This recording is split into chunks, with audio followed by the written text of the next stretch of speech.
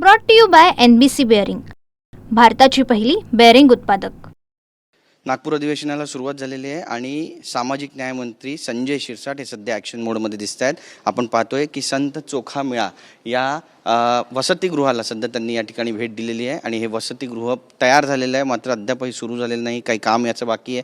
आणि या कामाची पाहणी करण्यासाठी स्वतः कॅबिनेट मंत्री संजय शिरसाट आता नागपुरातील दीक्षाभूमी चौक परिसरामध्ये असलेल्या या संत चोखा मेळा या वसतिगृहामध्ये दाखल झालेले आपण पाहतोय की सामाजिक न्याय विभागाचे जे सचिव आहेत हर्षदीप कांबळे ते सुद्धा सोबत आहेत। त्यासोबतच इथले जे कॉन्ट्रॅक्टर आहेत, इथले जे कार्य पाहणारे सगळे अधिकारी आहेत ते सुद्धा त्यांच्या सोबत आहेत आणि थेट आपण वर जाणार आहोत आणि संजय शिरसाट यांच्याशी सुद्धा बातचीत करण्याचा प्रयत्न करणार आहोत, कारण बऱ्याच दिवसांपासून या ठिकाणी जे अनाथ मुलांचं वसतिगृह आहे ते सुरू झालं नव्हतं आणि या वसतिगृहामध्ये आपण पाहतोय की जवळपास 1,500 ते 2,000 मुलं राहतील अशी व्यवस्था या ठिकाणी करण्यात येईल असं बोललं जात होतं, मात्र हे काम जे ते अद्यापही पूर्ण झालं नाही, निधी अभावी काम थांबलं असं सुद्धा बोललं जातं आहे।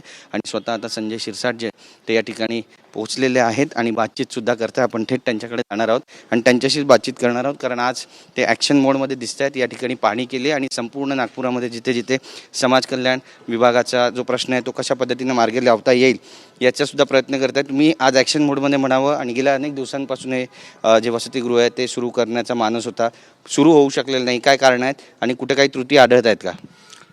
त्रुटी आढळत नाही आहे। आमचं हे ड्रीम प्रोजेक्ट आहे। समाज कल्याण खात्यामध्ये महाराष्ट्रातला सर्वात मोठी कॅपॅसिटी असलेले हॉस्टेल आम्ही तयार करतो आहे।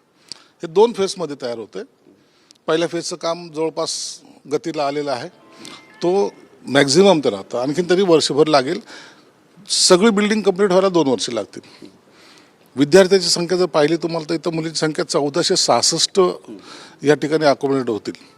आणि एक दरवेळेचा हॉस्टेलचा जो काही प्रकार तुम्ही पाहता ते न होता एक येणाऱ्या पिढीसाठी नवीन न्यू जनरेशनसाठी त्याच पद्धतीचं हे हॉस्टेल आहे। मला वाटतं आता मी त्यांना मागच्या काही 6 महिन्यापूर्वी 76 कोटी रुपये माझ्या विभागाचे दिलेले आहेत, टेंडर झालेलं आहे। या महिनाभरामध्ये पुन्हा हे काम चालू होईल आणि गतीने काम होईल। कामामध्ये कुठेही कॉम्प्रोमाइज करू नका अशा सूचनासुद्धा मी आमच्या सर्व संबंधित अधिकाऱ्यांनी दिलेल्या आहेत। इथं PWDचे अधिकारी आहेत, समाज कल्याणचे अधिकारी आहेत, स्वतः सचिव साहेब आहेत आणि म्हणून आपण जे काही करतोय ते अस्तित्वात कधी येईल तो आमचा प्रयत्न आहे। म्हणून आज आम्ही यांना भेट दिलेली आहे आणि काही ज्या काही सूचना होत्या आमच्या आम्ही त्यांना देण्याचा प्रयत्न केलेला आहे। जे वसतिगृहामध्ये आता येणार आहेत मुलं ती झेंजी असणार आहेत आणि झेंजी आक्रमक स्वरूपाचे मानले जातात, त्यामुळे त्यांच्यासाठी ज्या सुविधा हव्या त्या सगळ्या या ठिकाणी करण्यात आलेल्या आहेत का? सगळ्या सुविधा दिलेल्या आहेत तिथे। तुम्ही जर आता पाहाल तर तिथं सर्व म्हणजे या विद्यार्थ्याला इथून बाहेर पडण्यासाठी इतर ठिकाण जायची गरज नाही। इथं तुम्हाला लायब्ररी आहे, मोठा हॉल आहे, जिम आहे, सर्व तुम्हाला फॅसिलिटी या ठिकाणी दिलेल्या आहेत। म्हणजे हे हॉस्टेल नाही तर एक त्यांना एक वेगळ्या पद्धतीचं वातावरण इथं कसं निर्माण करता येईल हा आमचा प्रयत्न आहे। नक्कीच, पण वारंवार आरोप होतो की निधी व्यवस्थित मिळत नाही, त्यामुळे सामाजिक न्याय विभागाची जी कामं आहेत ती ढिसाळ स्वरूपाची असतात, तिथे स्वच्छता नसते, तिथे कामाचा अभाव असतो आणि मानसिकता नसते, त्यामुळे ह्या चष्म्यातून जे लोक बघतात त्या चष्म्याला बदलण्याचा प्रयत्न सुद्धा होतो तुमच्याकडून? आता आम्ही चष्माच काढून टाकलेला आहे, म्हणून आता हे या ठिकाणी सर्व निधी तुम्ही पाहिलं 76 कोटी रुपये मी 6 महिन्यापूर्वी दिले आणि ते त्यांच्याकडे आज डिपॉझिट आहेत, खात्याचे सर्व अधिकारी या ठिकाणी आहेत। म्हणून आता निधीची कमतरता नाही, आम्हाला विद्यार्थ्यांना चांगलं काय देता येईल हा आमचा प्रयत्न आहे। राजकीय प्रश्न विचारायचे आहेत। अधिवेशन सुरू झालेलं आहे, अधिवेशन काळामध्ये तुमची जी व्हिजिट आहे ती किती महत्त्वाची मानली जाते? अधिवेशन काळ जरी असला तरी ही माझी ड्युटी आहे, हा माझा पार्ट ऑफ ड्युटी आहे, मला हे केलंच पाहिजे। आजचा दिवस मला थोडासा निवांत मिळाला म्हणून मी हॉस्टेलला भेट दिलेली आहे। आता लेडीज हॉस्टेलला सुद्धा भेट देतोय, त्यांच्या अडचणी समजून घेतोय, जेवढा वेळ त्यांच्यासाठी टाकता येईल एक खात्याचा मंत्री म्हणून तो टाकण्याचा प्रयत्न करतो आणि सर्व अधिकारीसुद्धा त्याच गतीने माझे पुढे चालतायत घेऊन, याचा मला अभिमान आहे। नक्की, दोन राजकीय प्रश्न तुम्हाला या निमित्तानं विचारायचे आहेत। विरोधक वारंवार टीका करतात आणि आता तर वेगळ्या विदर्भाचा मुद्दा पुन्हा एकदा त्यांनी छेडलेला आहे। विजय वडेट्टीवार म्हणतात, हर्षवर्धन सकपाळ म्हणतात की वेगळा विदर्भ व्हायला पाहिजे, कसं पाहता याकडे? विदर्भाचे मुख्यमंत्री आहेत, महसूल मंत्री आहेत आणि हे सर्व जे मागणी करणारे विदर्भाचेच आहेत, त्यांनी त्यांच्याकडे मागणी करावी, योग्य निर्णय मुख्यमंत्री घेतील। परंतु असा वेगळा भाग केल्यामुळे विभागाचा विकास होतो असं गैरसमज हा काही लोकांच्या डोक्यात आहे। आज विदर्भाला जे काही द्यायचं आहे ते देण्याची मानसिकता आमच्या सर्वांचीच आहे। विदर्भ हा मागासलेला राहून आहे. जो काय करारानुसार हा जे अधिवेशन इथं घेतोय ते अधिवेशन घेण्याचं कारणच एक आहे की विदर्भाचा जो बॅकलॉग आहे तो इथं भरून निघला पाहिजे. म्हणून मागणी करणं, राजकीय स्टंटबाजी करणं हा वेगळा आणि विदर्भाचा विकास करणं वेगळा.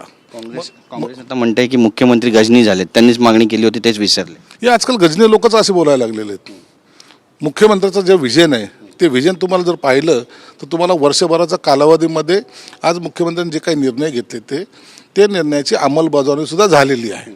फक्त निर्णय घेणे आणि त्याला ब्रेक करणे हा विषय नाही, तर निर्णयाची अंमलबजावणी करणे हे मुख्यमंत्र्यांचं ध्येय असतं. म्हणून आम्ही सर्वजण काम करत असतो आणि हा महाराष्ट्र आम्ही निश्चितच पुढे घेऊन जाऊ. आदित्य ठाकरे यांनी पुन्हा एकदा टीका केली आहे तुमच्या शिवसेनेवर. एका गटातून 22 जण जाणार आहेत असं मी ऐकलं, अशी टीका केली आहे त्यांनी. त्या 20 लोकांमधले 12-13 लोक माझ्या संपर्कात आहेत. मी त्यांची नावंसुद्धा सांगू शकतो, परंतु थोडा काळ वेळ येऊ द्या. तुम्हाला ही उभाटा सर्व खाली झालेली दिसेल. माझ्या रोज संपर्कात आहेत, रोज माझं बोलणं होतं. ज्या दिवशी शिंदेसाहेब झेंडा दाखवतील तर सगळे आमच्या कळपात सामील होतील. त्याची प्रसिद्धी तर आलीच, आम्ही पाहिलं. सुनील शिंदे पण होते आणि त्यासोबतच सुनील प्रभू पण तुमच्याही चर्चा करत होते. ऑपरेशन टायगर नागपुरात सुरू झालं असं म्हणावं. नाही, तसं नाही. सुनील शिंदे असेल, सुनील प्रभू असतील, हे सर्व मित्र परिवारातले आहेत. ज्या दिवशी आम्हाला वाटेल त्या दिवशी निश्चितच मोठा स्फोट आम्ही महाराष्ट्राच्या राजकारणात घडवू. नक्की धन्यवाद आमच्याशी बातचीत केल्याबद्दल. तर आपण पाहतोय की आता संजय शिरसाट जे सामाजिक न्यायमंत्री आहेत त्यांनी या ठिकाणी आता पाहणी केलेली आहे आणि सगळ्या हॉस्टेलची ते पाहणी करतायत. महिला हॉस्टेलची पण ते पाहणी करतायत आणि त्यासोबतच इतर हॉस्टेल्स जे आहेत त्या ठिकाणी पण ते जात आहेत आणि प्रत्यक्ष पाहणी करून अधिकाऱ्यांना सूचना देत आहेत की लवकरात लवकर इथली जी कामं आहेत ती सुद्धा पूर्ण व्हायला पाहिजेत. त्यामुळे नागपूर अधिवेशनाच्या पहिल्याच दिवशी मंत्र्यांकडून आता पाहणीचा दौरा सुरू झालेला आहे. कॅमेरा पर्सन योगेश गुरवसह Girish Gaikwad, TV 9 Marathi, Nagpur. Brought to you by NBC bearing, भारताची पहिली बेअरिंग उत्पादक.